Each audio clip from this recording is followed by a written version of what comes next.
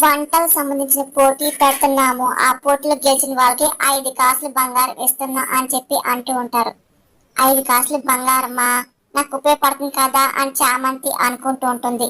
మీరిచ్చే బోడి 5 కాసుల కోసం నేను పాల్గొనాలా అని చెప్పి రమాదేవి అనగానే, వాళ్ళేమి మిమ్మల్ని పాల్గొమని అడగట్లేదు, ఇంటి నుండి ఎవరైనా వస్తే బాగుంటుంది అంటున్నారు అని చెప్పి ప్రేమ్ చామంతి ఉద్దేశించి మాట్లాడుతూ ఉంటాడు.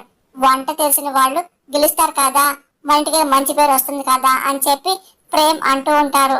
నాకు వెళ్ళాలని చెప్తే అమ్మగారు ఒప్పుకుంటారా అని చెప్పి చామంతి డౌట్గా చూస్తుంటది. రమాదేవి అంతా గమనిస్తుంది. చెప్పు చామ్, నీకోసం చేస్తున్నాను అని చెప్పి ప్రేమ్ అనుకుంటూ ఉంటాడు. నిషా ఏమో రోజాని చూస్తుంటది, కానీ చామంతి మౌనంగా ఉంటుంది. అదంతా రమాదేవి అంతా గమనిస్తుంది. ప్రేమ్ చాలా ఆరాటంగా ఎదురు చూస్తూ ఉంటాడు. చామంతి ఒప్పుకుంటే బాగుండు అని చెప్పి చూస్తూ ఉంటాడు. నాకు ఎలాగో మెళ్ళో తాలి బంగారం కావాలి కాబట్టి ఈ పాల్గొంటే బాగుండు పోటీలో అని చెప్పి చామంతి ఆలోచిస్తూ